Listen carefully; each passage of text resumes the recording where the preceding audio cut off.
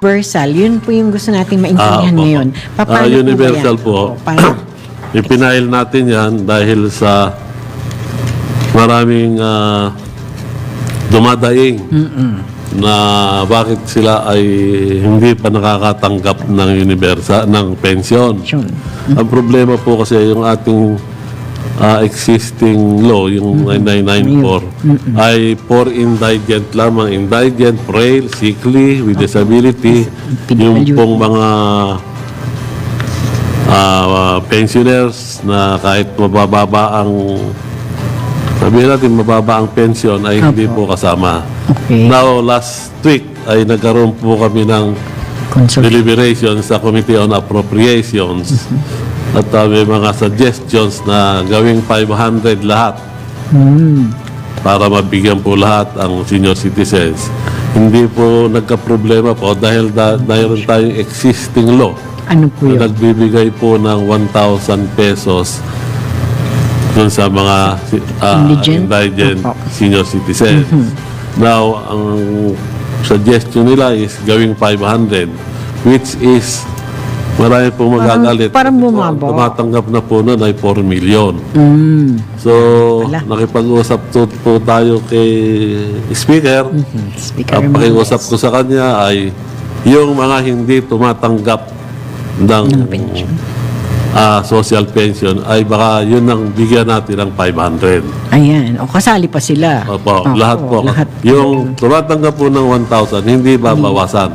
Okay, yun na yun. Yun 1K. na yun. So, ito pong hindi nakakatanggap, magiging 500. At yan po ay in-announce ni Speaker kagabi Aba, doon sa aming, mainit na mainit. sa aming sa plenary. Plenary yan. Kagabi sa session nila. Nagpapasalamat po tayo kay Speaker at pinagbigyan tayo. Ayan. Ibig sabihin, medyo yung pong ating matagal nang inaasam-asam Natupad. ay malapit na pong matupad. Matutupad na. Tsaka yan, mainit po. Scoop natin dito sa ating segmentong hanay ng mga elders. Ano? Kasi kagabi lang to napirmahan. Actually, napag-usapan sa session nila ni na Congressman Ompong Ordonez kagabi. Kasi ang session In-announce po ni Speaker. No less Speaker, than Martin Martin. Romualdez. Ano? So, may 500 na kayong mga hindi nakakatanggap. Tapos, existing no 1,000, tuloy-tuloy pa rin yun. Opo, Kasi tuloy-tuloy.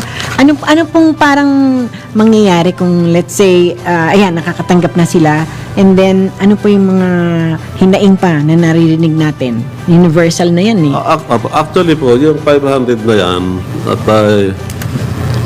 kung isa sa batas ngayon ay napakaganda. Ngayon, ang sinasabi ko nga po, kung tayo mabibigyan pa ng pagkakataon sa susunod na kongreso, ay ipapa-amend na po natin yan. Gagawin na natin 1,000 para lahat 1,000. Pantay-pantay. Wala na pong pantay-pantay na. Wala na Mahirap po kasi yung funding eh. Doon kami nahihirapan kaya hindi po naibigay yung 1,000. Oo. Pero na-file nyo po yan, naalala ko eh. Nakafile na po. Oo po.